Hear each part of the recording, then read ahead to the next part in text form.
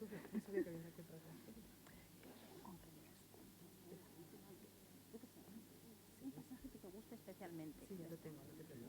a intentar que sea un diálogo, ¿no?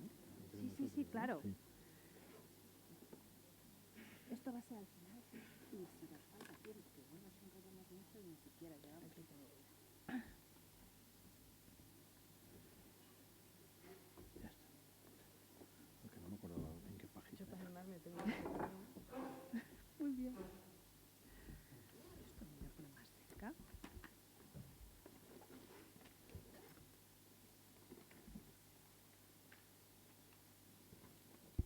Esto no nos ha puesto todavía, ¿no? Hay que darle aquí.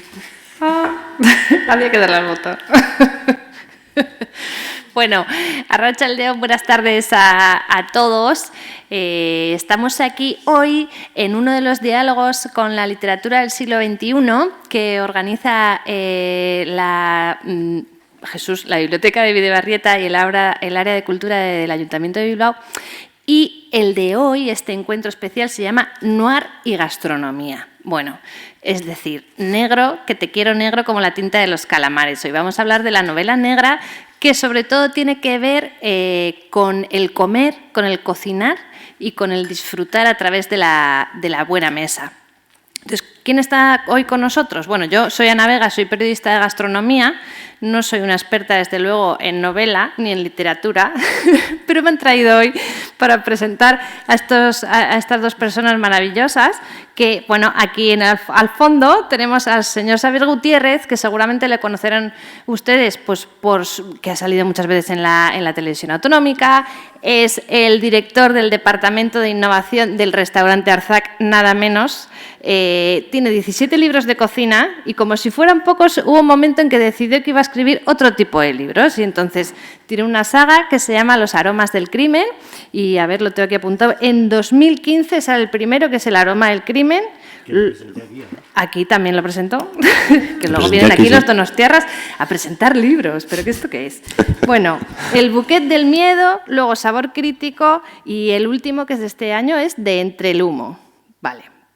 Ahora luego vamos a hablar con él, pero aquí tenemos a Janet Acosta, que es de Tenerife, es periodista y profesora de Historia del Periodismo, de Fotoperiodismo, tiene una escuela de formación online en la que se imparte también un máster de Comunicación y Periodismo Gastronómico.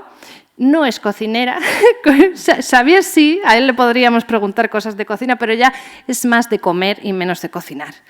Bueno, Janet también, digamos que es otra de las representantes de esto que ahora se llama la novela negra gastronómica. Tiene dos novelas, una que se llama El chef ha muerto, que es de 2017. 2011. ¿2011? Sí, la escribí antes que él, ¿eh?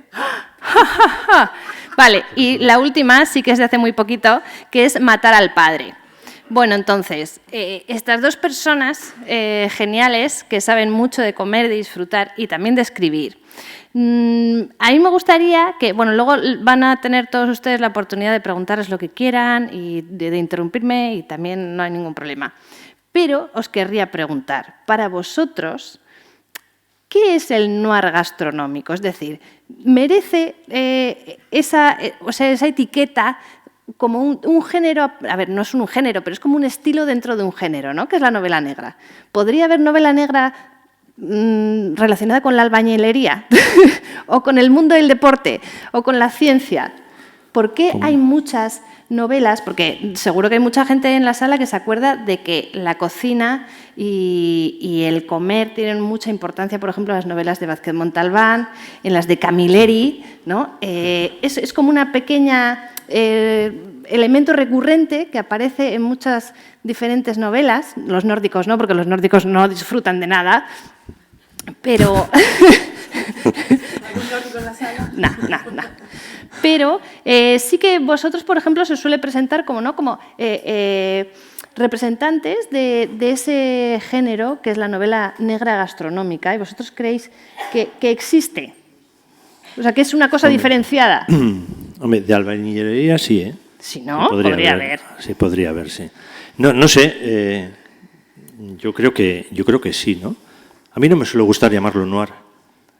Yo nosotros, bueno, se ha dado en llamar lo que es el noir gastronómico, Sí. pero en realidad está mal llamado, porque noir son novelas bastante más, digamos, complejas, en ambientes muy sórdidos, con personajes muy concretos. No, yo creo que esto es bastante más ligero, donde el nudo narrativo es la gastronomía, las personas que trabajan allí, desde críticos hasta bodegueros, pasando por sommeliers, camareros, cocineros, lo que sea, ¿no? Sí.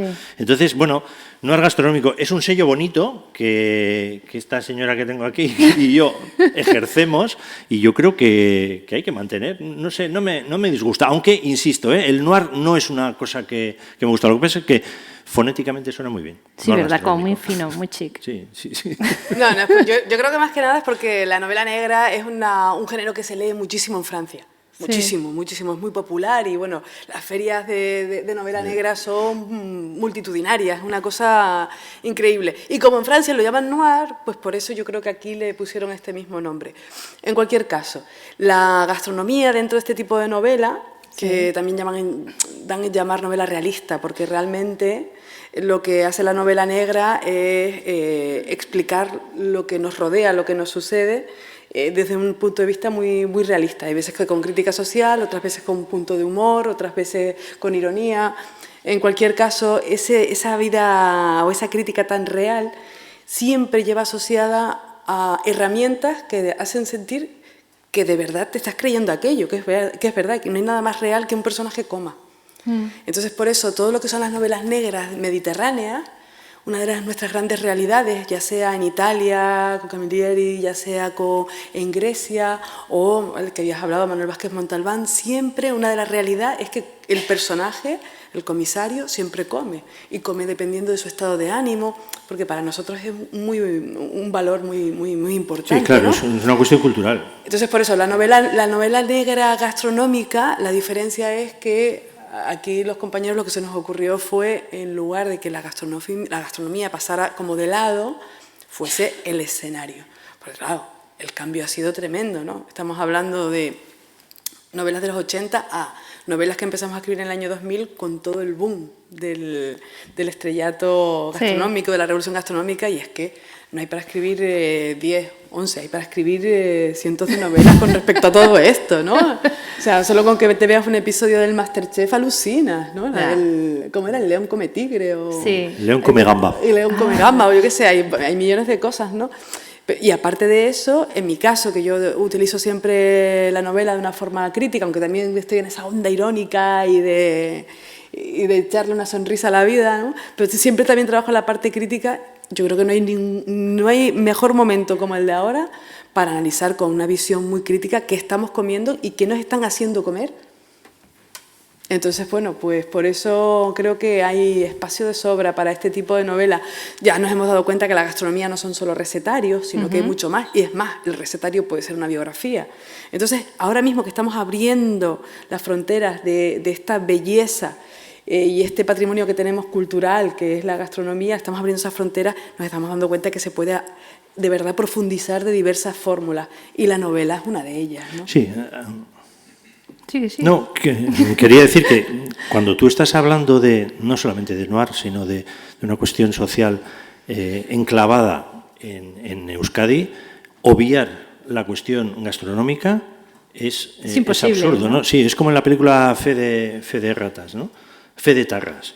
Pues, ¿de qué están hablando en todo momento? Están hablando de cocina, ¿no? Entonces, hacer cualquier referencia a cuestiones tan locales en Euskadi es que obviar la gastronomía es simplemente un error.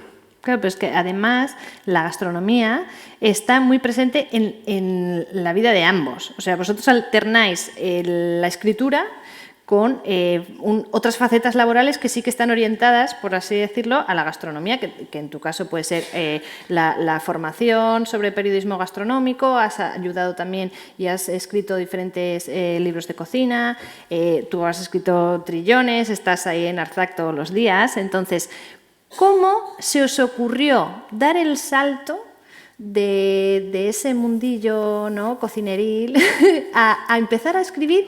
¿Y por qué se os ocurrió? O sea, ¿era una cosa que teníais pensada desde hacía mucho o de repente un día dijisteis, ¡ay, yo esto puedo hacer! Hombre, yo empecé escribiendo libros de recetas con los cuales me sentía muy a gusto. Y me acuerdo que en el primero que hice, que se titulaba Recetas sencillas para... No, perdón, Principios básicos de repostería, la última receta que estaba redactándola, llegué a un momento en que empecé a contar la historia del panadero que estaba haciendo aquel pan, ¿no?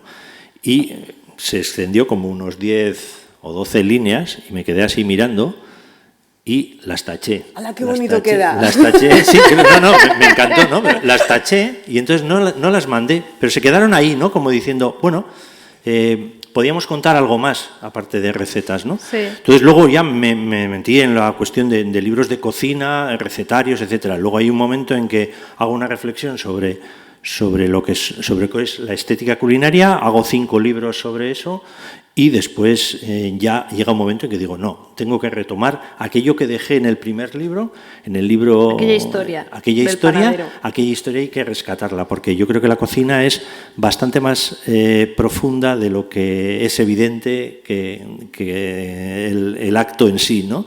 Entonces llega un momento en que empiezo a escribir la última novela, y ya no paro, sí. Pero lo que pasa es que siempre con la referencia gastronómica íbamos a contar la historia de un policía, de un ertzaina aquí, había que contarla desde el lado gastronómico, es que esto era evidente, ¿no? Sí. Era evidente, mira, la cultura que tenemos en nuestra tierra es muy, digamos, muy interiorizada, ¿no? Pero tienes que verlo desde el punto de vista local, pero no solamente en pequeñas porciones, sino a lo que pueda llegar a abarcar. Cualquier persona que te tropieces por la calle puede estar hablando de la última comida que ha hecho, o de la última cena, o la que va a hacer la semana que mañana. viene. Sí, es una cosa muy curiosa. Entonces, era un sitio donde yo estaba muy cómodo escribiendo historias. Aparte que a mí toda la cuestión del suspense, etcétera, me llamaba muchísimo. Sí, esto me encantaba, sí, esto me encantaba. Y a ti, tú cuenta eso que me has contado antes de Van Gogh, que está relacionado un poco con una historia que te pasó el día que se murió el señor Vázquez Montalbán. Pero a mí es que se murieron varias cosas para escribir novela. La verdad que, pues soy periodista, que parece que se parece a ser escritor, pero no. Porque yo realmente, cuando a mí me tocaba trabajar de periodista, no me inventaba nada. Claro. Pero ahora de escritora es maravilloso, ¿eh? O sea, se murieron varias cosas. Una de las cosas fue que yo estaba cubriendo para la agencia EFE un foro de aquellos, a principios del siglo XXI, ¿no? En el año 2000, aquellos foros de cocineros estrellas. Y entonces yo estaba en una sala, yo había hecho economía, había estado en Congreso, en Senado, en Moncloa, pero nunca había visto 500 periodistas juntos. Macho, y estábamos esperando todos a que apareciera un cocinero. Yo estaba sentada y el cocinero no aparecía. Yo dije, ostras, si ahora llega y dicen, señores, el chef ha muerto. Entonces se me ocurrió eso, pero yo estaba, mientras esperaba me estaba partiendo de risa yo sola, ¿no? Digo, ¡hala, la que se puede liar! Y entonces empecé ahí a darle, porque ya no podía parar. Empecé a darle y claro, tenía esa historia. Por otro lado, se me unió otra cosa. Por el tema de trabajo había viajado a diferentes lugares. También había hecho yo periodismo de viaje, como freelance, ya sabes, de todo un poco, ¿no? Y había estado viajando por Corea. Y en una de estas, pues fui invitada por una amiga mía y tal a Corea. Una amiga que yo hice en Nueva York, aquello fue un jaleo muy tal. El caso es que cuando llego a Corea, ella con gente del trabajo y tal, pues me llevaron a un restaurante a como agasajarme. Y allí me ofrecieron lo mejor que me podían ofrecer, que era en un palito un pulpo vivo. Y yo cuando vi aquello que me quería desmayar. Entonces me parecía que era un momento, yo creo que era el trance más gordo que he tenido en mi vida gastronómica. Entonces dije, esto hay que contarlo. Porque claro, son muchas cosas que se van perdiendo, que no lo puedes contar en el día a día del periodismo, sino que tienes hilos que se van quedando sueltos y que algún día dices, quiero unirlos, ¿no? Sí. Y a todas estas, por último, una gran influencia que sentí, la unión del periodismo, el viaje y la cocina, yo creo que no hay otra persona como Vázquez Montalbán, ¿no? Sí. Pasa que, claro, yo lo leo más tarde, yo no lo leo en los 80, yo lo leo en los 90. Y estaba leyendo Pájaro sobre Bangkok. Justamente estaba leyéndolo y bueno, pues me quedé alucinada porque mientras lo estaba leyendo, uno de esos días, murió Vázquez Montalbán en Bangkok. Allí. Y me pareció que tenía que ser tremendo, ¿no? Entonces, bueno, no sé, fue como una mezcla de todo y dije, ¿y por qué no? Y en estas noches largas que uno tiene, a veces que no te quedas dormida, esas noches sin sexo, que se pueden dedicar a escribir, ¿por qué no?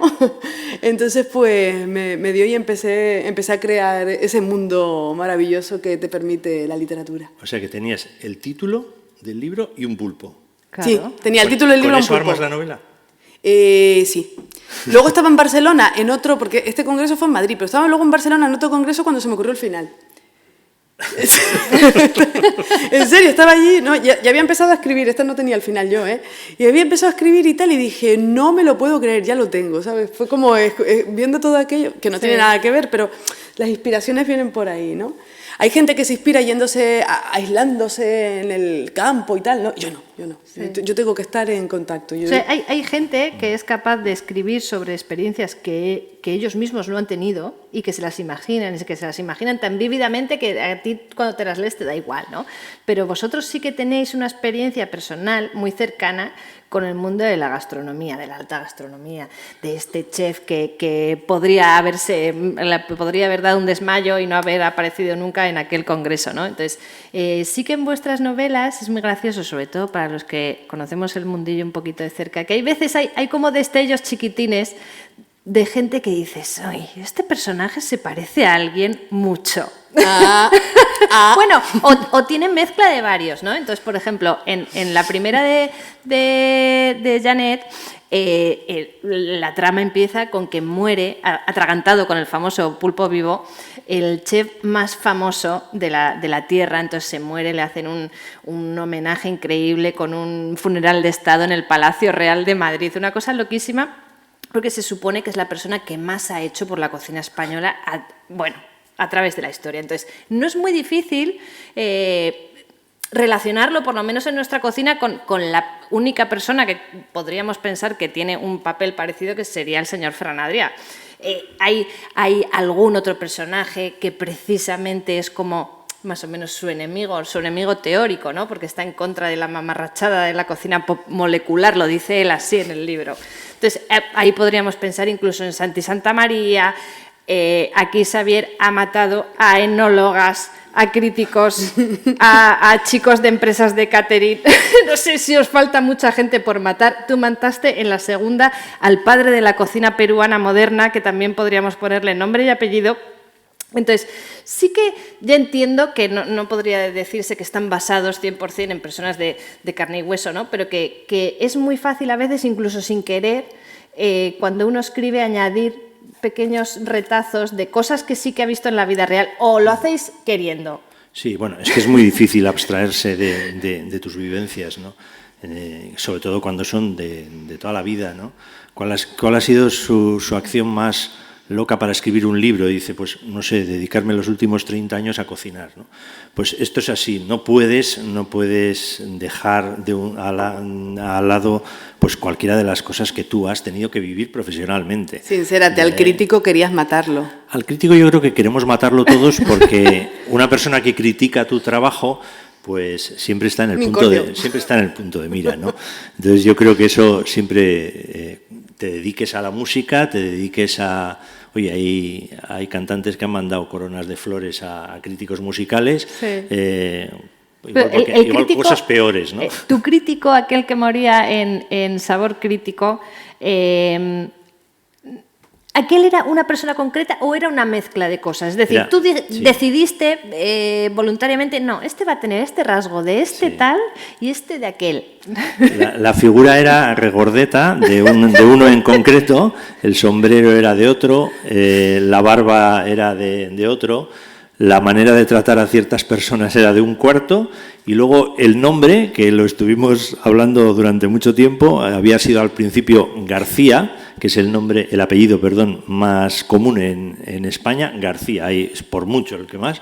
Pero claro, García, hablando de críticos gastronómicos, quedaba muy, muy cercano a uno que todos conocemos.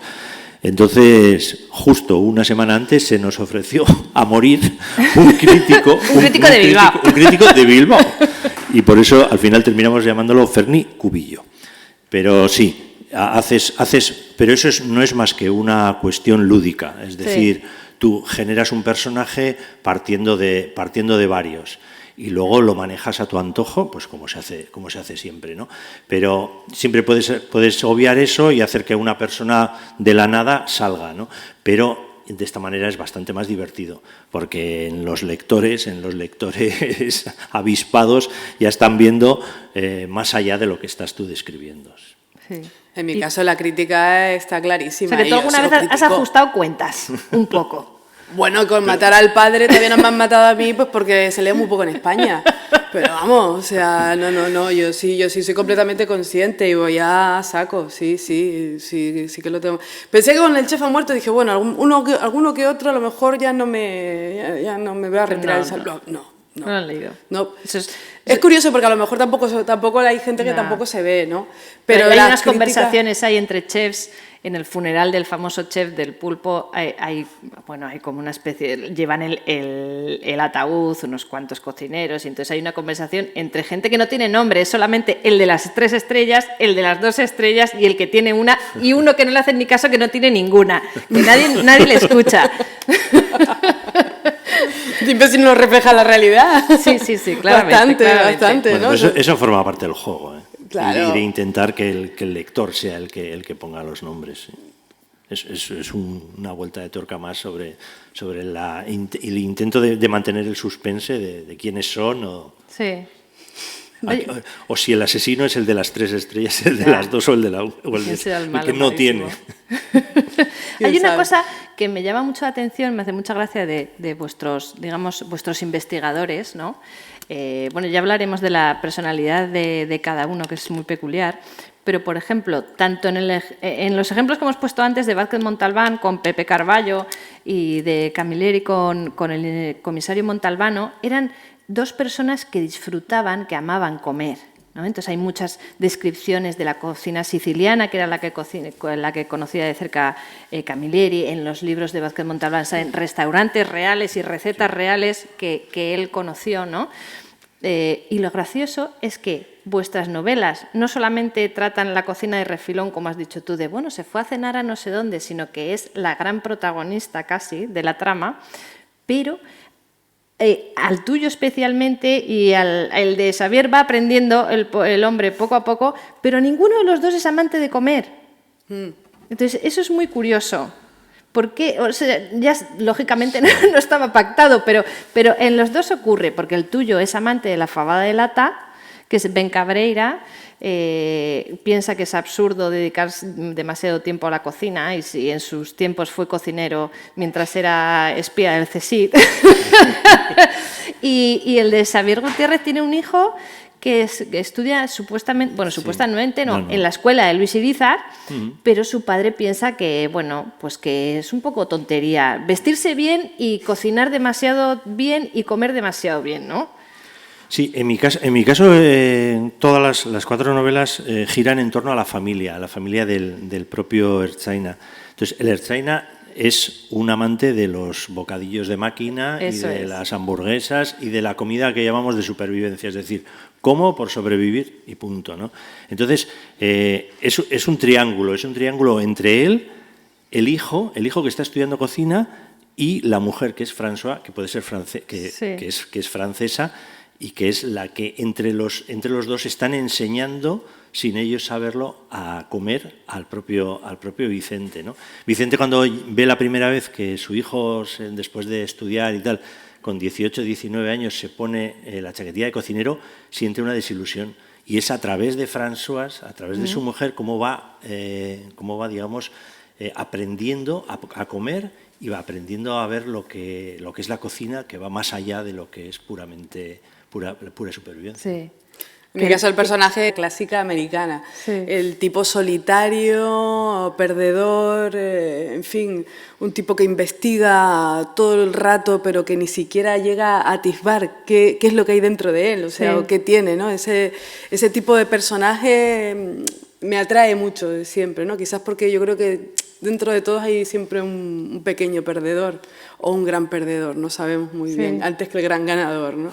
Entonces, bueno, me apetecía un personaje clásico, ¿no? Y un tipo de estos, pues, yo qué sé, pensé, ¿cuál es la peor desgracia que le puede pasar a una persona, ¿no?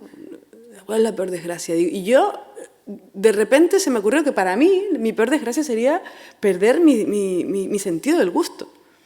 Entonces, bueno, pues es un personaje que tiene una enfermedad que se llama ageusia, que es la pérdida del gusto. Por lo tanto, a él una fabada de lata o un no sé qué le da lo mismo, ¿no? Y afortunadamente su ageusia es por un motivo psicológico, ¿no? Pero me pareció ya como lo peor que te puede ocurrir y la batalla perdida más grande, ¿no? Porque a nivel emocional los sabores son, pues eso, un impulso, ¿no? Sí. Algo, por lo menos creo que bastantes personas compartimos esta sensación, ¿no? Así que lo trabajé de esta manera. También viene a tono con las épocas que estamos viviendo, ¿no? O sea, hoy en día yo no me imagino, o me es muy complicado imaginarme a ciertos personajes dentro de ciertos ámbitos o disciplinas, ¿no? Incluso la médica, por ejemplo, si os fijáis, ¿no? Yo he leído algunos trabajos sobre qué comen las enfermeras o los médicos que tienen unos horarios muy, muy intensos y son tremendos. O, por ejemplo, si veis las series de televisión o las series de Netflix, veréis que, o cualquier otra serie, veréis que lo que toman o lo que comen siempre va a la máquina. Siempre es rápido. Siempre es una cosa rápida, siempre es como leer la novela nórdica, como dices tú, que está constantemente, recuerdo lo de Millennium, que a mí ya me dolía el estómago de tanto café de aquel, ¿no? Y lo único que sale es un plato muy grasosísimo, no sé, era como... Pues yo creo que también entra un poco en el cambio, o sea, ellos viven, digamos que estos escritores de los que has hablado viven en los 90 y nosotros vivimos ahora este otro cambio y hay una generalización de la industrialización, del ultraprocesado y bueno, pues lo tenemos ya más que... Pero es muy gracioso porque tanto a Vicente como a don Venancio, que es que Ben es de Venancio, me encanta el nombre, los pobres se ven metidos en diversas aventuras relacionadas con la alta gastronomía, con un mundo que ellos no manejan, digamos, de todas sus resortes, ¿no?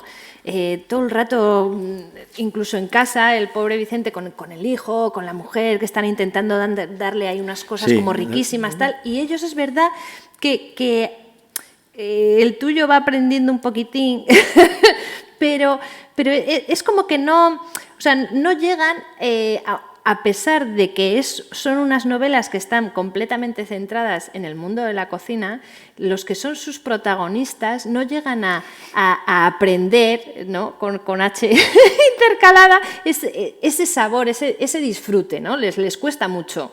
Entonces, es que la inocencia es muy divertida, ¿no? La inocencia claro, de la gente. Sí. Yo tengo una anécdota que la vi en este momento cuando todo el mundo era muy, muy snob y tal, ¿no? Había una feria de producto gourmet en un mega hotel súper chulo allí en Madrid y tal. Y nada, pues es que lo viví y cada vez que lo recuerdo, pues típico plato con una trufa bellísima, olorosa, con aquello del, ¿no? ¿Ah? Que se levanta, con la campanita. ¿no? La campanita que se levanta. Entonces, bueno, pues a Venancio, a don Ben Cabreira, pues le ofrecen esto, se lo levantan y él pues la coge y lo muerde. ¿Qué es lo que tiene que hacer? Imagínate, ¿no? ¿Sabes? Claro. Es normal, ¿no? La inocencia. Y yo eso lo vi, o sea, y he visto cosas que son muy graciosas. ¿Por qué? Porque, claro, de repente nos ponemos todos muy finos y muy snob, pero la trufa, ¿quién ha visto una trufa? ¿Para qué vale? ¿Cómo se come? Si casi hay veces que los cocineros ni siquiera lo saben demasiado bien. Entonces, imagínate ya a alguien que va y dice, bueno, yo es que... Bueno, es que darle un mordisco a una trufa es lo que mejor que se puede hacer, ¿eh? Tanto leer. No, bueno, ¿Qué tanto leer eso? yo un poco lo que estabas diciendo sobre el tema del aprendizaje aprendizaje a comer, son procesos unidireccionales, es decir, una vez que has aprendido no hay marcha atrás. vuelve, Ya no no le sabe bien el vuelves, sándwich. Como la ya bici. no vuelves, ya no vuelves. Es un proceso que no tiene vuelta. Es decir, tú estás aprendiendo a comer y descubres un mundo distinto. Y es un poco lo que le pasa a uno de al personaje principal. ¿Y es lo que te ha pasado del libro, ¿no? a ti? ¿Te pasó eso alguna vez, lo de aprender a comer? No, yo creo que desde que era muy pequeñito, vamos, me encantaba comer, sí. Sí, no bueno, de- eso, mi madre igual ¿No no diría lo descubriste? mismo, pero Claro, sí, con 5 años es bastante gilipollas, entonces hay veces que no eres consciente de los verdaderos matices que tiene la comida. Por eso yo hago mucho hincapié en el tema de la educación a los chavales, para que la gastronomía sea un juego y tú enseñes a jugar a los chavales y vayan descubriendo los sabores.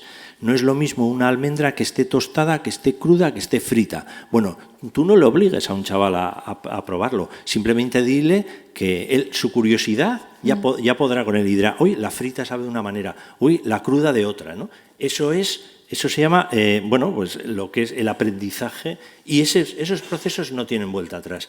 Difícilmente la memoria gastronómica de un chaval así sea una pizza o una hamburguesa. Probablemente será algo que le cocine con mucho cariño pues su madre o la persona. Pero luego hay también una frontera, ¿no? Porque tú preguntas, bueno, ¿y tu plato favorito, no? Entonces, cada vez que te llegan diciendo, no, mi favorito es las croquetas que hace mi madre. Como se te ocurra probarlas a ti, dices tú, bueno, pues en fin. No. Es que Porque luego hay cada otro uno punto, ¿no? tiene las suyas. Claro, cada uno tiene las suyas, Sí, pero también hay pero otro punto que se puede objetivar, ¿no? O sea, que es Sí. un paso Sí, más pero allá, ¿no? eso forma parte de una especie de idealización de un producto que fue en su momento a una edad concreta. No serán las mejores, pero para esa persona sí lo son. Y sobre todo es un producto artesano difícilmente repetible y que nunca podrá entrar en una cadena de producción grande porque no serán las mismas. Y entonces ese es el valor a poner en fuerza y en destino, ¿no? Bueno, ya saben nuestros oyentes de hoy que siempre se dice lo de dime cómo comes y te diré quién eres, ¿no? Lo dijo Brillat Savarin y aquí también se podría aplicar porque, por ejemplo, en el caso del detective Ben Cabreira, el que él no llegue a deslumbrarse, ¿no? Como le pasa a mucha gente, por esas figuras tan famosas de los chefs, celebrities, y que él quizás no aprecie o no se deje seducir tanto por esa cocina, porque él ni puede probarla ni olerla, le ayuda también a mantener una distancia, ¿no? En la investigación, a no dejarse engatusar. Claro, es la mirada crítica ahí desde fuera. Para mí es una herramienta hermosísima, ¿no? Y también luego entiende a la gente porque Ben Cabreira tiene este punto muy, muy humano y muy tierno, ¿no? Entonces la entiende bien. Él entiende, por ejemplo, que a un gran chef, la vida de un gran chef, pues es un rollo, porque ningún amigo le invita a cenar a su casa, por ejemplo, ¿no? ¿Sabes? Porque, claro, ¿quién invita a cenar a Joan Roca? ¿Pero quién se atreve a invitar a cenar a...? Claro... Entonces, que él también ve el otro lado humano y el lado, no sé, el lado más descarnado que podemos tener todos, ¿no? Que Sí. conecta en el punto de, bueno, en el fondo hay muchas veces que estamos solos y demandantes de lo básico, que es más que comida, que no es esa sensación de sentirte arropado, ¿no? Sí, que te quiten el gusto es una cosa terrible. Para ti sería ¿no? terrible. Hay un cocinero, además, un cocinero Sí. muy Gran importante, Assad. que sí, efectivamente, tuvo un problema de salud muy gordo y perdió el gusto, sí. Pero lo sigue haciendo fantástico, ¿no? Pero yo creo que ahora lo ha recuperado, ¿eh? Poquito Sí, a lo poco. recuperó, Un poco, ¿eh? Sí. o por lo Sí. menos parte. Entonces, claro, cuando no Pero- tienes nada y de repente pero, sí. te vuelve a crecer, aunque no sea el que tenías, pues te parecerá maravilloso. ¿Sabes que yo no había lo conocido a pienso, nadie sí. que tuviese ageusia? Bueno, es verdad que había entrevistado a Gran Achaz y tal, pero tampoco eso, ¿no? Lo entrevistas, pero no es tan cercano. Pero una de estas veces, en una presentación, vino una señora que me dijo que sufría esa enfermedad. Y me quedé alucinada porque me decía que le ayudaban mucho los libros que hablan de cocina y de sabores y de sensaciones, porque ella cuando come algo lo que hace es Pensarlo. pensarlo, imaginarlo, o vuelve a traer esas palabras, ¿no? Entonces fíjate qué curioso, ¿no? Me pareció muy emocionante, ¿no? Vale para algo lo que hacemos, tío, ¿eh? Bueno, vale para mucho para esta señora y sobre todo para pasarlo bien, porque son novelas que enganchan mucho, como pasa en casi todas las novelas negras, que además están planeadas de una manera que no es una saga, aunque todas las vuestras tengan digamos, son, como se dice ahora en las series, ¿cómo se dice? Es decir, Jesús, me estoy trabando. No pasa nada. Que el problema, el crimen principal de cada novela se resuelve en esa novela, ¿no? Pero están relacionadas porque por eso hay un investigador. En tu caso hay 4 novelas ya, en la tuya hay 2 y me has dicho que tienes ya una tercera en la mente, ¿no? Entonces, me hace mucha gracia porque habéis tirado de imaginación, o bueno, no de tanta imaginación, pero algo sí de fantasía, para plantear situaciones que son dramáticas e incluso violentas, criminales, en el ámbito de la alta gastronomía, ¿no? Que la gente desde fuera lo suele ver como que es un mundo idílico, maravilloso, en el que todo el mundo se lleva muy bien.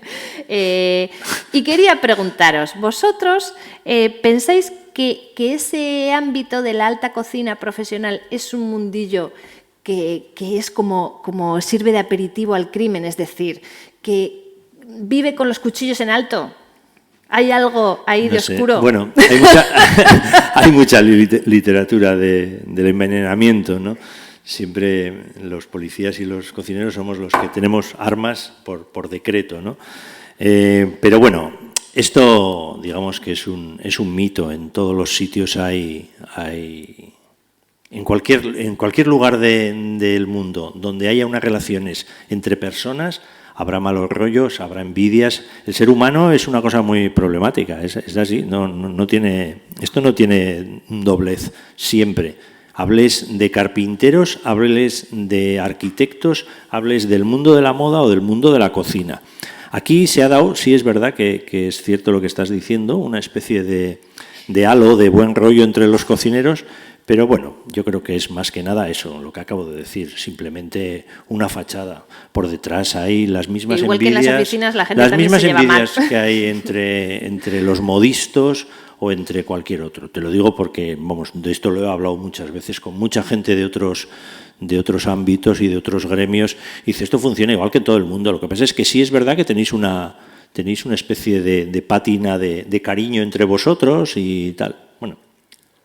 Bueno, eso fue porque cuando el momento más álgido de la revolución gastronómica aparecían todos en plan colegueo, sí. todos abrazados, y allí en Londres todos en un barco, allí y tal. Las anécdotas que tenemos entre cocineros son claro, brutales, y venga, y todas aquellas fotos y tal, ¿no? Pero, hombre, uno que había estado en el backstage, pues sabías que no, que había hostias, claro. Se miraban y ahora mal. mismo, ahora ya no es por las 2 estrellas o las 3, sino a ver quién tiene más audiencia en la televisión.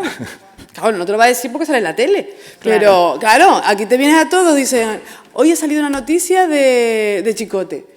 En plan, fíjense que gana no sé cuántos millones de euros. ¿Qué Chicote es más famoso que yo? Que Chicote gana no sé qué, que es más famoso, que tiene más audiencia. Ese programa lo pude haber hecho yo, seguro que lo haría mejor. O sea, es que, claro... Sí, ¿que entre los dentistas puede haber lo mismo? Sí, pero es que no están en el... Sí, no están en la tele, en el prime time. Los dentistas no son tan faranduleros como nosotros, como los cocineros. Además, ya ves, un dentista, pues no sé. Ya, serían mucho más serios. No lo sabemos. Seguramente no lo sabemos. sí. Pero, por cierto, en la página de Sucesos siempre te encuentras con aquel titular de chef muerto... Chef asesinado, en serio, ¿eh? ¿En serio? Hace poco, yo cada rato, porque tengo puesto una alerta por el chef ha muerto, ¿no? Y siempre me salen cosas de estas. Entonces, pero en circunstancias trágicas y eso, trágica, con un pulpo. a tope. O sea, en circunstancias, bueno, tremendas. Hace poco ha muerto un chef en Estados Unidos, ¿lo habéis visto? Y ha sido un caso, sí, ha sido un caso ahí de droga, de prostitución. Pues si los cocineros no se drogan. No. No lo sé, eso solo pasa en Estados Unidos. Que es donde pasan todas las novelas. Sois vosotros que os lo tenéis que inventar, de Claro, verdad. sí. Es que cómo es la gente. Bueno, les he pedido a Xavier y a Janet que trajeran sus libros y que si podían, que eligieran un trocito pequeño que reflejara cómo ven ellos un párrafo que que refleje esa realidad gastronómica en la que ellos viven en sus diversas facetas laborales, ¿no? Porque puede ser desde una descripción de cómo se hace un plato, de cuando Vicente va un día y le da algo a su hijo o su mujer, de comer o de cenar, ¿no? Entonces, las descripciones de comida en los dos, aunque ni Ben ni Vicente sean 100% gourmets, seguramente dirían que para nada lo son, sí que son como unas descripciones como voluptuosas, ¿no? Son cosas que te despiertan el sabor, el aroma, el gusto, recuerdos que uno tiene de experiencias de diferentes comidas. Entonces, me gustaría que explicaran, o que si quieren que lean una parte pequeña, pero sobre todo que explicaran que todas esas descripciones normalmente vienen de vuestros propios recuerdos, ¿no? O sea, la sensación gustativa es una cosa muy personal. Yo es que he descubierto una manera nueva de hacer crítica gastronómica, una manera completamente distinta, que es precisamente la novela, ¿no? Porque en la novela te detienes, y los sabores en los que te detienes no son solamente los buenos, también son los sabores en general, ¿no? Los que te recuerdan una sensación u otra, y que también están conectados con el paisaje, con el contexto, con lo que te rodea. Entonces, bueno, pues he descubierto esta nueva fórmula porque además permite ir más adentro, ¿no? Y de una manera más pausada. Sí. Y bueno, pues no sé si quieres leo algo, pero o lees tú primero. Sí. Pues vamos a ver. Esta novela, la de Matar al padre, es una novela que transcurre en el Perú y es una novela en la que me detengo mucho en un contraste muy fuerte, porque claro, en el Perú hay una alta cocina sorprendente, relevante, bastante conocida y bueno, pues por otro lado también hay un estrato popular amplio, campesino, con muchas dificultades, ¿no?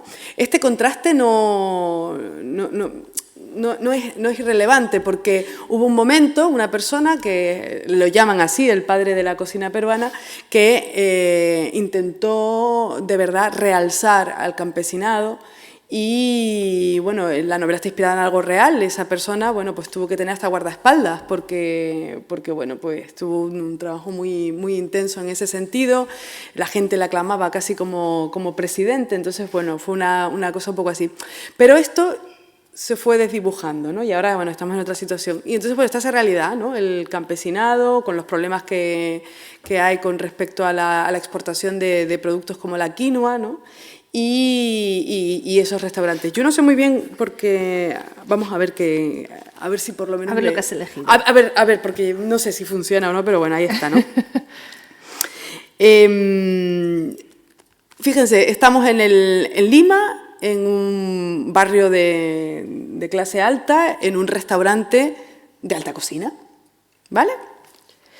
La camarera le explica que... A Ben Cabreira, le explica que el cocinero de este restaurante está especializado en la búsqueda del sabor amazónico y le propone que pruebe el plato estrella, paiche en costra de macambo, cacao, salsa de chorizos y puré de aguaje.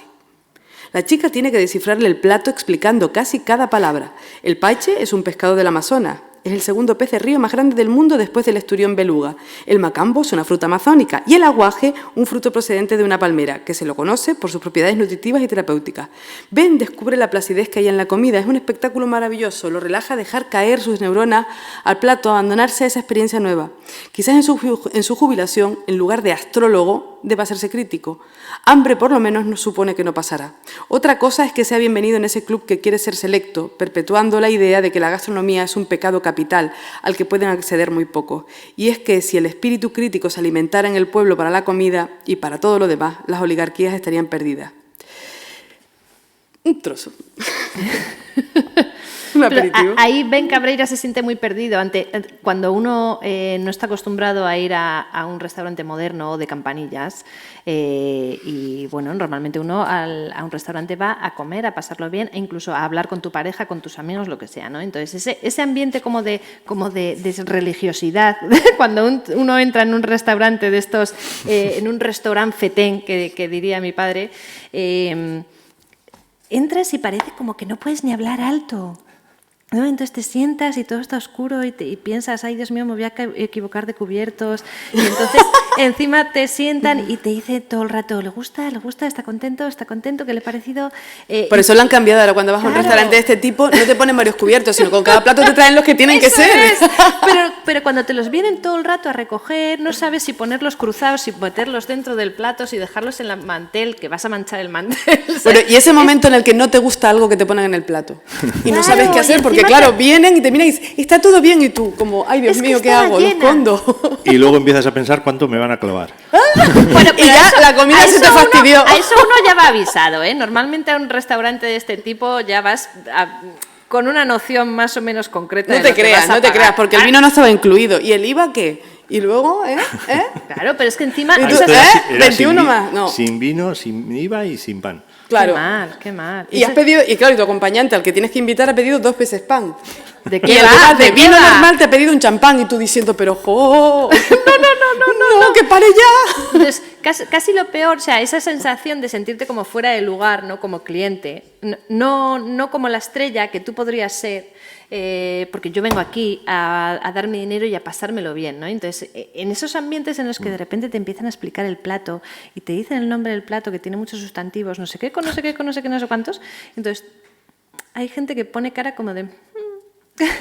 Y entonces te lo intentan explicar, que es lo que acaba de hacer esta chica con el pez amazónico. Entonces te empiezan a explicar, no, es que esto es una hierba salicaria que crece en las costas del no sé dónde y tal. Y cada vez ¿sabes? Te hace sentir incómodo. Entonces, eso le pasa, por ejemplo, a Ben Cabreira en esa situación. Pero a mí me hace mucha gracia. ¡Qué tontería! Sí. O de repente, pero a mí me hace gracia porque de repente te explican todo eso y de repente dices, sí, yo soy un poco así, perdona, pero esta mancha verde de aquí, ¿qué era? ¡Qué mala! No, yo lo suelo hacer porque, de verdad, porque no lo hago mal, pues, sino es porque de repente me perdí. Entonces dije, ostras, ¿y esto de aquí? No me sé. ¿Y esto qué era? O lo llamo, mira, igual, ¿me lo puedes volver a explicar? Y piensas que lo vas a comer incluso en el mal orden, porque es como que hay diferentes elementos, la salsa, el no sé qué, no sé cuánto, y dices, Dios mío, ¿se podrá juntar todo? Calla, y cuando se llevaban las esferificaciones, que nadie sabía que no se podían morder, porque si las mordías... al otro, ¿sabes? Y esa era muy buena, ¿eh? Por eso empezaron, yo creo que por eso empezaron a describirte cómo tenías que comerte las cosas, ¿no? A dar un pequeño folio con el libro de instrucciones. De cómo comer aquello. Cómo comer aquello. Claro, porque comías aquello y manchabas el de Eso no delante. pasa con los sándwiches que te gustan a Vicente. No, se abre y come, punto. Supervivencia total. Yo, Vicente, que al principio pensaba que creo que hay, no sé si en la primera novela, que dice que en su balcón de Amara tenía plantados unos tomates, pero que lo hacía por su mujer porque al total los tomates de supermercado que le parecía que sabían exactamente igual y que era una tontería. Sí, eso es el guiño que le hago en todas las novelas a la mujer, que es francesa, que es la madre de todas las cocinas, por lo menos de la alta, sí, ¿no? Aunque nosotros mantengamos nuestra propia identidad, pero sí, a nivel de alta cocina los franceses todavía nos tienen mucho que enseñar. No dirás que en Francia se come mejor que en España. Ten cuidado con lo que dices. Vamos a ver, depende qué sitios. A nivel tradicional, Francia tiene una cocina muy profunda, de la cual no podemos decir más que, bueno, quitarnos el sombrero porque es así. Entonces, nosotros tenemos muchas cosas buenas, muchísimas, pero tenemos que también saber dónde están parte de esos orígenes. Claro. Tenemos que admitirlas de los demás también. No te quepa la menor duda. Porque pensar que nosotros somos los mejores y que hacemos la mejor cocina, no. Hacemos probablemente en este momento la más imaginativa, eso sí. Algunos, sí, los que hacen bien, claro. Ya sabes que la diferencia real es entre cocina buena y mala, no entre cocina tradicional y de vanguardia, ¿no? ¿Qué relación puede haber, a ver si me la podéis explicar, o cómo veis vosotros la afinidad? Que no he leído, ¿eh? Es verdad. No he leído, Ay, madre, tío. Se me va de la olla. Hombre, yo había... A ver, corto, ¿qué hora es? Había elegido... Sí, que te toca sí, hablar a corto, ellos, ¿no? corto. Venga, corto. Corto, pero es que corto no es. Bueno, a ver, venga. Tío, a ver, venga. Bueno... Que la gente quiere hacer preguntas. Situaros en una maravillosa hacienda de La Guardia, en la mitad de viñedos centenarios. La protagonista abre una botella. Me dijo una vez un enólogo que para degustar una botella de vino lo primero que teníamos que saber era aprender a abrirla. Me dice, es bastante más importante de lo que la gente piensa. Y él me hizo ahí una demostración cuando estábamos asesorándonos para el tema del segundo libro, que está dedicado, documentándonos sobre todo el asunto de la crianza del vino, etcétera. Y entonces yo lo describí de una manera que luego cuando pasado un año así, después de haber leído el libro, me dice, la descripción que haces es fantástica, es como te lo conté, me decía, ¿no? Dice, abrió el armarito situado en una esquina de la cocina y hurgó hasta encontrar el abridor. Con habilidad desplegó la navajita dentada incorporada al sacacorchos e hizo una incisión alrededor del cuello de la botella, justo por debajo del gollete. Con ayuda de la punta, retiró la cápsula de estaño de tono rojizo que cubría la parte superior de la botella. Replegó la navajita y, abriendo el sacacorchos por completo, comenzó a introducir el serpentín de acero en el corcho. Cuando llegó el final, se apoyó en el punto medio del resorte y sacó el corcho con facilidad hasta la mitad. Reubicó el soporte y terminó de sacarlo por completo. Olió la parte del corcho que había estado en contacto con el vino. Lo hacía siempre desde que conoció a su marido Julián. Se aseguró de que no hubiera notas aromáticas discordantes y se sirvió un poco en una copa y lo olfateó. Toma ya. ¿Seguro que no es sexo? Porque verdad. Bueno, porque parece que a veces cuando hablamos de la gastronomía estamos hablando siempre de comer, digamos, sólido. Sí, el mundo del vino el mundo del vino es maravilloso y en tu segunda novela tiene un montón de importancia y, por ejemplo, Ben Cabreira es muy aficionado, a veces para bien y a veces para mal, porque le sienta un poco mal al whisky y a otros espirituosos. Por supuesto. No hay detectives sin whisky. ¿Verdad que no? No. Sin Four Roses, por ejemplo. Aunque, bueno, eso no es whisky, eso es... Bourbon. Eso es bourbon. Pero no, él toma otro whisky que lo tengo de referencia, el White Horse, el que toma Ben Cabreira. Un blending normal, vaya, o sea que... ¿Por qué toma ese? Porque tiene más no te lo voy a contar por qué, vaya. No, pero que es una... Porque el es uno contenido que, alcohólico es mayor. No ¿es me uno pagan. que tú conoces o que te gusta a ti o que lo La primera vez que tomé una copa en mi vida, él, la primera vez ¿sí? que tomé una copa en mi vida fue ese whisky, que era horrible. Y dije, Dios, si esto todo es así.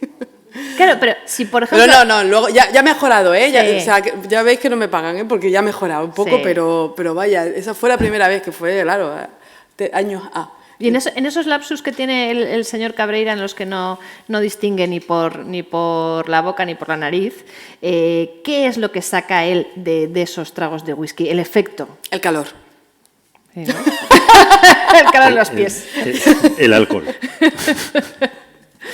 Bueno, y ahora por último, que ya vamos a pasar a la ronda de las preguntas, me gustaría que explicarais un poquito qué afinidad veis vosotros entre cocinar en tu caso y comer en tu caso. También cocino, ¿eh? Sí, bueno, pero quiero decir que tú no has sido cocinera yo sí profesional. como. Rubí te lo puede decir, ¿verdad que sí? Tú has sido degustadora, has hecho crítica gastronómica, has hecho periodismo gastronómico. Entonces, ¿qué relación puede haber entre cocinar / comer y escribir? Bueno, Mira, tú primero a ver si me da tiempo a pensar, a ver. O sea, porque al final, por ejemplo, cocinar sí No. que es una actividad creativa. sí, bueno, tú te enfrentas, lo he comentado muchas veces, tú te enfrentas a un folio en blanco, lo mismo que te enfrentas a un plato en blanco. En el caso del folio, generalmente es porque vas a escribir algo. En el plato puedes incluso prescindir del plato. Es decir, tú tienes algo en blanco o en negro o en el color que quieras sobre el que tienes que actuar. Tú cuando cuentas una historia la puedes contar a través de un plato o simplemente a través de letras. En cualquiera de las dos opciones tienes infinidad de instrumentos a tu alcance para poder llegar a buen puerto. En mi caso yo la similitud la encuentro entre comer probando, digamos, Sí. y leer. Cuando, obviamente, afortunadamente hay diferentes opciones y posibilidades diariamente, pero cuando tienes aquella posibilidad de ir a un restaurante, de autor, una persona que se trabaja lo que quiere contarte, precisamente contarte, a mí lo que me gusta es sentarme y empezar a leer qué me está contando, ¿no? Entonces ver la ligazón que hay en toda su propuesta, qué hay de fondo, qué me cuenta cada plato, de sí mismo, del entorno y... Un plato. Es que un plato es muy parecido a un libro, te está contando una historia. Y el menú, pues claro, una novela completa, vaya, una saga, ¿no? O sea, claro, entonces eso es lo que hago, es leerlo. ¿Y cuál sería la receta perfecta? O sea, los ingredientes que vosotros utilizáis como autores para escribir esas novelas que la gente empieza a leer un día por la noche cuando estás ya cansado del trabajo y dices, voy a empezar esta novela que me han regalado, y que no la puedas soltar, ¿no? Y que al día siguiente tengas que llevar en el metro a trabajar. ¿Cuáles son los ingredientes necesarios? Eso te está provocando emociones. Lo mismo que te puede provocar un plato o un menú extenso de 10, 12 platos, te está provocando emociones, está tocando en tu interior. La comida es evidente por la cuestión física, pero la lectura es lo mismo. Estás contando una historia, nada más. Pero tú dices la receta del bestseller. ¿Tú crees que No, si yo la supiera, no si yo la supiera hablaría inglés, de vender seguro? más, sino que quiero decir que tú has empezado a escribir una novela con una idea, que ya nos has dicho antes que tú ya tenías el principio y el final, ¿no? Cuando empiezas a escribir. Pero ¿piensas como lectora o como escritora? Como lectora, siempre. Como lectora. Eso a mí, vamos, no me cabe. Además que si en algún momento algo no me funciona, porque digo, fuera. Lo que hago siempre, en mi caso, lo que hago siempre es quitar páginas. Es una cosa... Sí, quito páginas. Te salen más delgados. Me salen Sí, delgadísimos. ¿no? Sí, yo hago Mucha cosas muy paja tienes delgadas, ahí metida. yo quito. Recuerdo con El chef ha muerto quité como 100 páginas, una cosa así. O sea, con la primera novela quité, ¡buah!, por un tubo. Y por eso soy muy fan de los relatos cortos. Yo tengo relatos de dos estos, como estos, así, o sea, que son nada, 2 líneas. Me encanta esa esencia. Pero claro, eso ya es... O sea, que traducido a un menú serían como 2 platos. Tapas, dos no 2. o 3 O sea, platos. ese sería un menú de tapas. Claro, esto es- A mí me encanta aquello vale, ya no está de moda, porque ya no están de moda, pero yo recuerdo probar algo que es solamente un bocado y no hay vuelta atrás, porque ya lo probaste y no puedes volverlo a probar. Es emocionante. Esos son los aperitivos que te dan ahora en las cocinas, en los grandes eso es lo restaurantes, mejor. que te pasan a la cocina y te dan así una cosa así de pequeñita. Es que eso es lo mejor. Esto es como, si tú eso lo traduces a la lectura, es como poner dos palabras seguidas iguales. No dice amor recuperado. Dice, no, joder, que ya te he entendido. Amor recuperado. Cuando a ti te dan una croqueta, dice, ¿por qué va a ser de 2 bocados? No, con uno ya te he dicho todo lo que tenía que decir. Me encanta. Ya, pero Pues si dice, no, Pero y otra, fíjate una cosa, no. fíjate una Ahí cosa. estás ya hablando de supervivencia. Pero ¿sabes lo que me ha llevado a pensar esto? Que cada tomate, por ejemplo, es irrepetible. Porque si tú tienes una tomatera en casa, tú te das cuenta de eso. Tú te das cuenta que tú muerdes uno, o las Pero fresas, eso es- ¿no? eso Que a mí es- me Sí. encantan las fresas y tengo fresas en casa. ¡Wow! Entonces, son irrepetibles. Son irrepetibles. Claro, eso Yo no es- sé quién nos metió en la cabeza de que siempre tiene que ser todo igual y tiene que saber todo igual. Por ejemplo, un vino, ¿no? Que el vino tiene que saber... Es muy difícil, Sí. muy difícil porque, de hecho, lo bonito, lo poético, lo radical además, ¿no? Y lo transgresor es que nada va a ser igual. Una fresa no sabe igual a la otra, aunque esté en el mismo árbol. Y un hijo no es igual al otro, aunque No, sean eso de sobre los todo. mismos padres. Y una de vuestras novelas tampoco es nunca igual a las demás, ¿no? O sea, ha ido evolucionando. En tu caso, que tienes 2 y una tercera pensada, ¿cómo ha ido cambiando? Tengo otra novela, lo que pasa es que es de serie B y no me la tiene en cuenta, ¿eh? Claro, tío. Pero estamos hablando del noir gastronómico del señor Cabreira. ¿Y cuál es la pregunta? Que cómo ha cambiado, o sea, desde que empezaste a escribir la primera, lógicamente han ocurrido aventuras, crímenes, resoluciones de todos los delitos, pero ¿ha cambiado mucho el personaje o cómo tú te planteas el escribir la obra? Yo con que el no sé tiempo? cómo Xavi se los plantea, pero para mí son personajes reales. Y que aunque no esté escrito en este momento sobre ellos, yo estoy segura que tú también lo tienes en la cabeza. Y es como que de repente lo sigues viendo y está en tu cabeza. Y obviamente va evolucionando porque el entorno cambia, porque el tiempo pasa. Entonces, bueno, pues es así, Sí, van cambiando. De hecho, una novela es un viaje que es un viaje como un viaje personal. Los personajes del comienzo al final de la novela nunca van a poder ser iguales, o sea, porque entonces no ha pasado nada. Tienen que cambiar obligatoriamente, es como la novela es un trozo de vida, de una manera transversal, ¿no? Entonces es igual que tú. Incluso cuando tú empiezas a leer una novela, en cuanto empiezas y la acabas, seguramente no seas igual, aunque te la leas en un solo día. Entonces, en esa tercera parte que tú ya tienes ahí metida en tu cabeza, ¿ahí va a acabar la historia de Ben Cabreira? Pues yo en principio, pues no lo sé, ¿eh? No lo sé. En principio pensé que, bueno, pues que el 3 es lo típico. Bueno, él no, porque él... Ya va por 4. Pero es probable, ¿quién Sí, sabe? mientras no mates, y aunque lo mates al protagonista, siempre puedes hacer una precuela, o sea que tampoco hay ningún problema.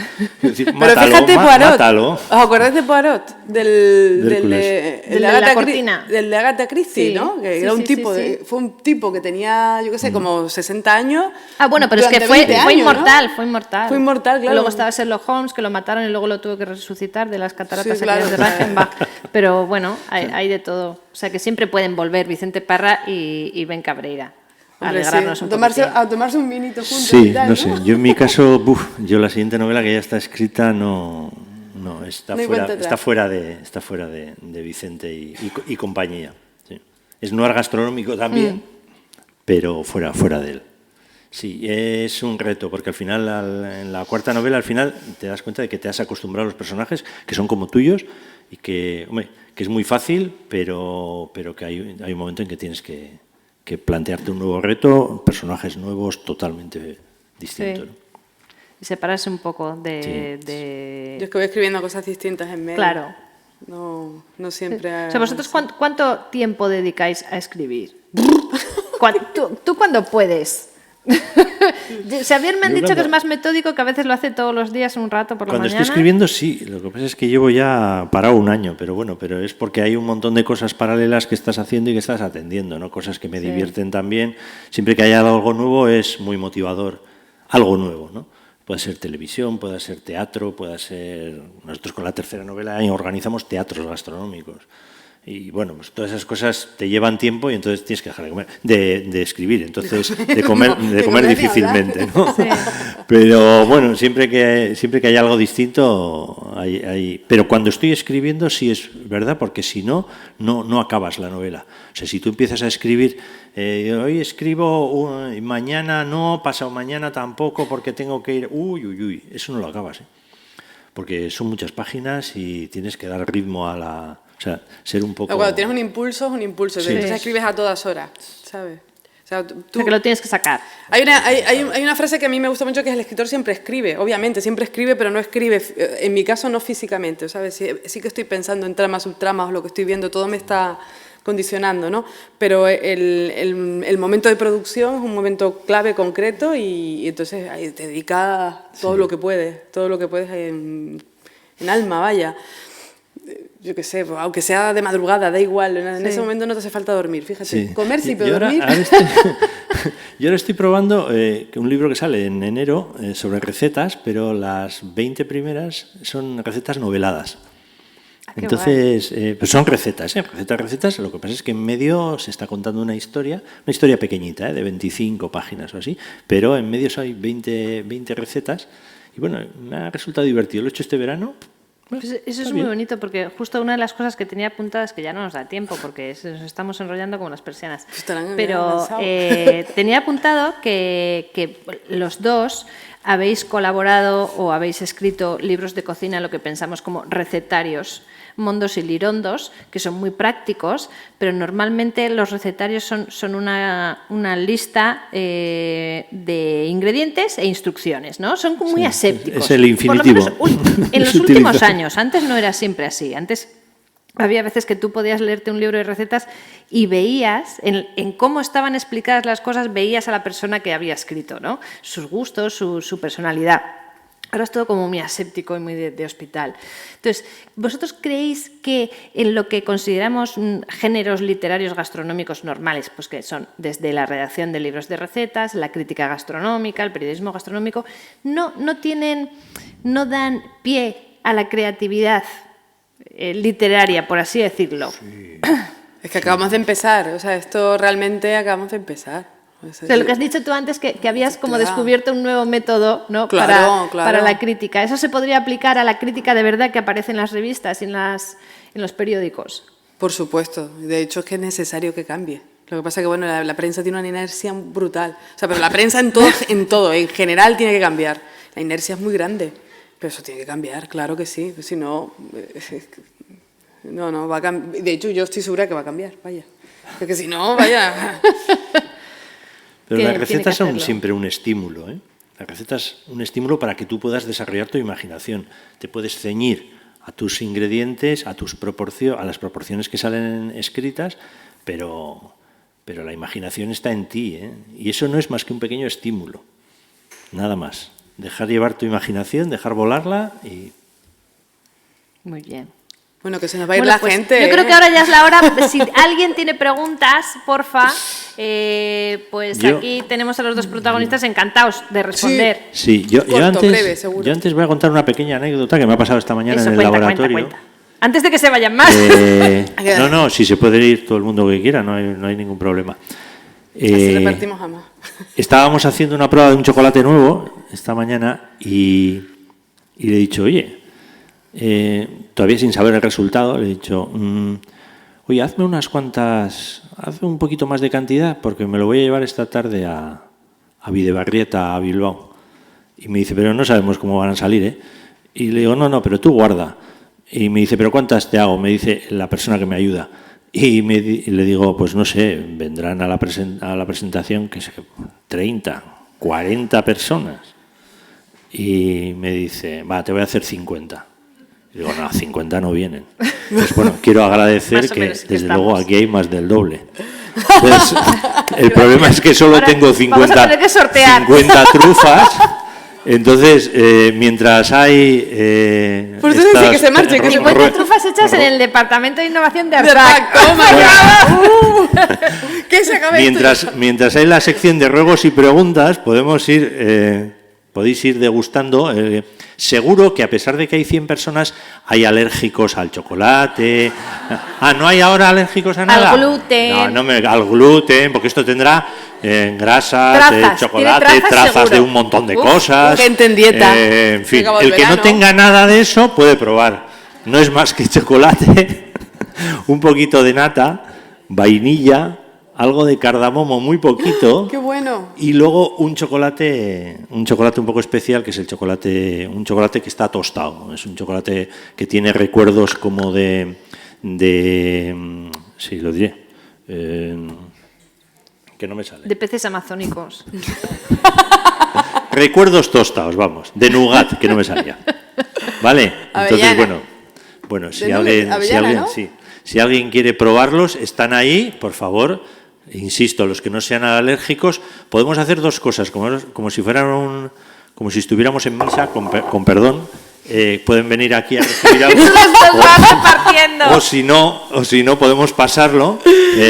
Insisto que yo había calculado 50, no me hubiera podido imaginar que en Bilbao había tanto interés por la cultura, lo cual es de agradecer de corazón. Muchas gracias. Porque además conozco algunos, pero la mayoría no los conozco, lo cual es mejor aún, porque no han venido solamente los amigos.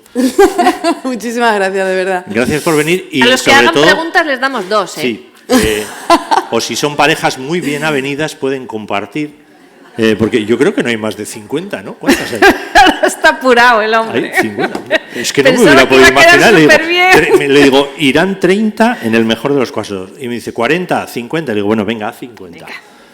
Pero no. Con razón 50, yo te veía relajado cuando la gente se marchaba. Y yo cuando he visto la cola he dicho, todos estos vienen a vernos a nosotros. Y yo he dicho, no, habrá una exposición. Habrá algo más importante. Bueno, por ahí tenemos un micrófono. Por favor, que alguien se anime y pregunte algo, porque si no se van a ir muy tristes. Y sobre todo que prueben alguna chocolate, trufa. Ahí va. Sí, yo creo que si alguien quiere, puedes ir, ¿no? Aquí la compañera, la Lola, camarada... por favor, una para compartir nosotras primero, ¿eh? Tenéis que... ¡Lola!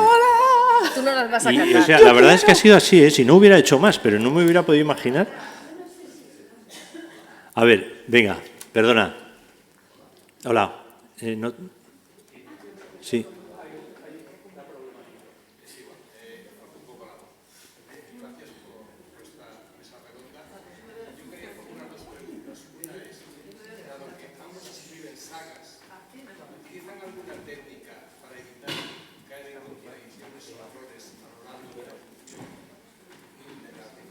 Sí.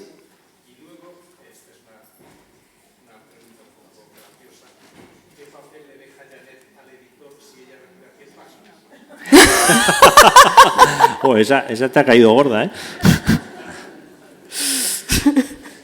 Yo te puedo decir con respecto a las sagas que en todo momento esto era una historia completa, digamos, que yo la he dividido en partes que son autoconclusivas. Entonces es muy difícil que haya contradicciones porque la historia que sigue es la historia de la familia. Entonces, bueno, va evolucionando, que es lo bonito.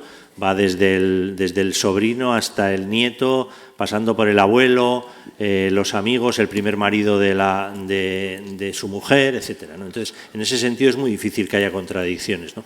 Algunas igual se te puede colar, pero en principio están bastante controladas.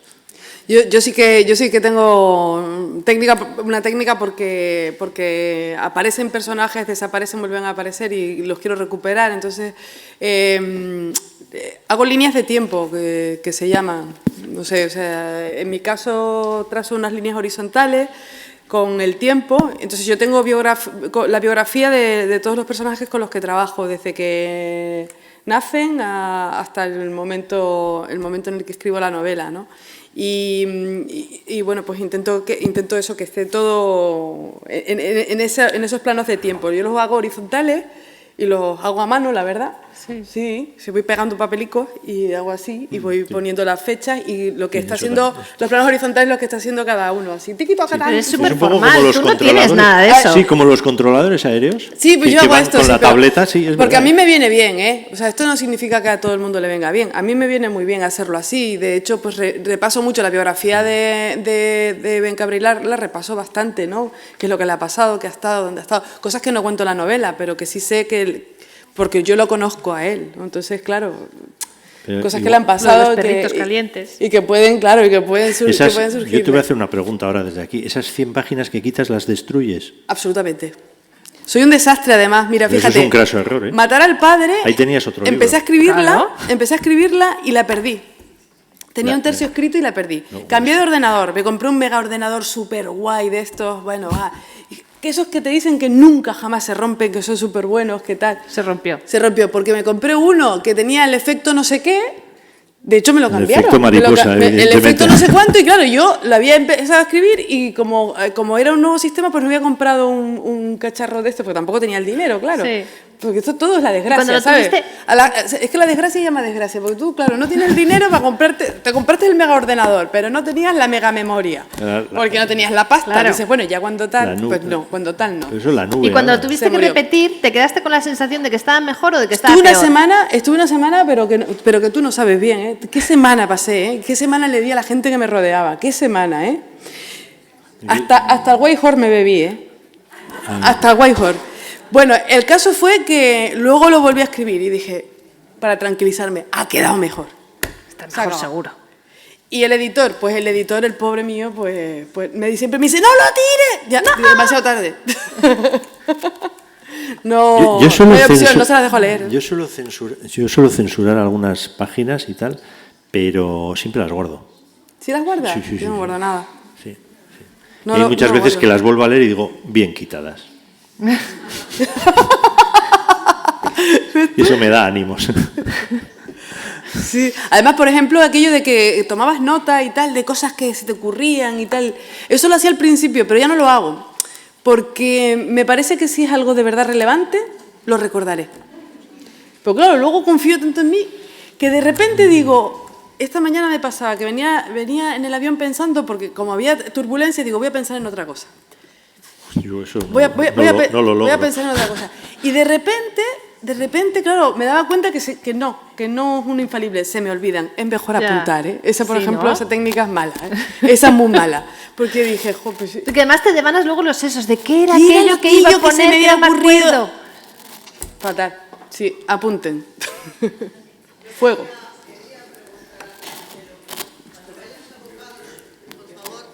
Me va a oír perfectamente. Cuando vayas a Bocados, por favor, la receta de las trufas. Yo quiero probar una. Yo no sé si se habrán ¿Podemos acabado compartir ya. una, Lola? Bueno, Vale. Eso sabe mejor. Las Pecata cosas minuta, compartidas saben media mejor. trufa, ¿eh? Increíble. Las cosas compartidas suelen saber generalmente bastante mejor. Qué bien. Bueno, ¿alguna preguntita más? Vamos. A Seguro los de que sí. Bilbao nos gusta todo. ¿Qué hora es? A ver, tenemos por ahí. Es una receta muy sencilla, ¿eh? Hola, buenas tardes. Hola. Muchas gracias por vuestra charla. Yo en realidad no voy a preguntar nada porque de cocina no sé nada, pero sí voy a comentar una pequeñísima anécdota que ha ocurrido al veros.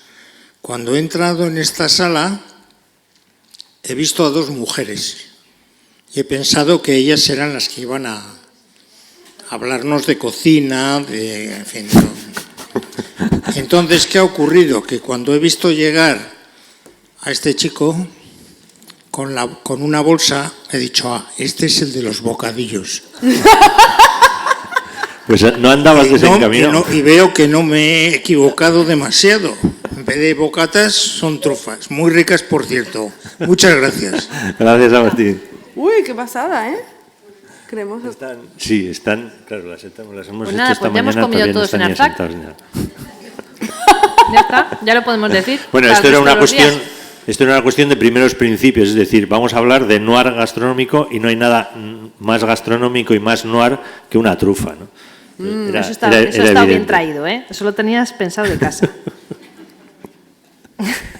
Te ha quedado un trocito, ya lo probaste. No, ya la he probado. Ya la he probado. Nosotros tenemos allí tenemos barra libre de este Oye, tipo se me ha de olvidado cosas. preguntaros, que es que yo sé que en el caso de Janet concretamente hubo una vez, creo que hicieron un certamen, no sé si en la UNED o algo así, que era pidiendo a la gente que hiciera recetas basadas en tu novela, en Sí, la primera. Sí, sí. ¿Y tú las has llegado a probar?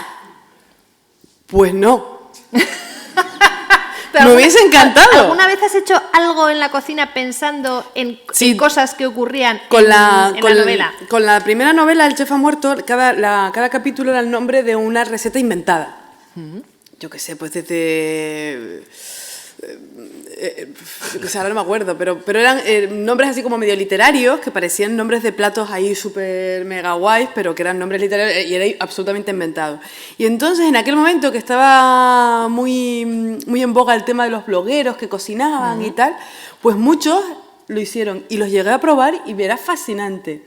Recuerdo lo de un plato de callos de bacalao en salsa verde, que me dejó alucinada, porque era la sensación que yo hablaba, de esa sensación que a mí me producen los callos de bacalao, que para mí era algo nuevo que yo había probado hacía relativamente poco en el momento que lo escribí, pero siempre eran como besos que se sellan en los labios, ¿no? Cuando pruebas los callos de bacalao, ¿no? Es como ese beso que se queda sellando los labios, ¿no? Entonces, bueno, pues el blogger, que es Rafa Prades, me hizo una cosa muy chula con eso. Y la verdad, pues, por ejemplo, recuerdo eso, pero más bloggers hicieron cosas y bueno, pues luego nos veíamos y las probábamos. Pero de una manera muy informal y tal, ¿no? Y de él, los salmonetes, recuerdo. Los salmonetes. En su novela, es la primera novela, Sí, ¿no? En la que hay una receta muy bonita porque es una receta, me parece erótica a la vez que, no sé, muy vivencial. De los salmonetes que se pueden probar. Bueno, yo en todas mis novelas, todos los platos que aparecen son reales y tienen proporciones, etcétera. Solo aparecen los títulos, lógicamente, pero todo lo demás existe. Tiro de mi archivo, o sea, es decir que en ese sentido poca documentación, no, la que tengo al lado, vamos. ¿Y no has pensado alguna vez reunirlas todas como Sí, ya me lo han Mázquez pedido. Montalbán sacó las recetas de Carballo, por ejemplo? Ya me lo han pedido, sí, ya me lo han pedido. Pues eso, esa es la siguiente fase. Y tú, que te pongas ya a escribir la tercera. Ah. ¿Eh? Lo que pasa es que lo paso mal porque luego no duermo. Ay, hija, pero es que eso Pero con ello es con el las arte. trufas paso toda la noche, ¿eh? Tú, ¿Ah, aquí, sí, clac, eh? clan, clac, clan, y venga, taca, taca, taca, Te taca. zampas la caja entera. Zampo la caja. Bueno, pues nos vamos a tener que despedir porque nos han dicho que... Sí. Sí.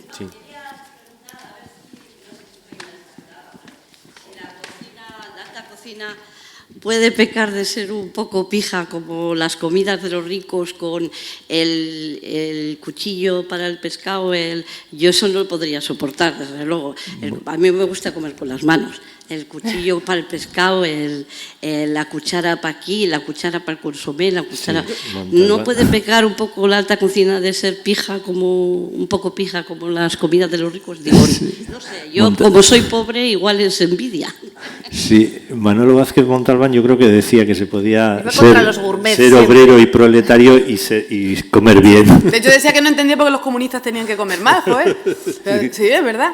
Pues yo me acabo de chupar los dedos, porque fíjate lo gracioso de todo esto. Lo que pasa es que, claro, todo esto, no sé, ha cambiado todo mucho. Pero mira, el Ferran, lo primero que se habla del Ferran fue que fue un revolucionario porque se deja de comer el caviar, la langosta, ese trío de lo que era el lujo, se deja de comer con Ferran, porque Ferran lo que hace es coger la sardina, el caviar de melón, coge melón, o sea, te están cobrando no sé cuánto por melón, o sea, en bolitas, sí, pero es melón. Y decía el Ferran, dice, pero esto lo hago yo solo, o sea, que puedo cobrar lo que me da la gana.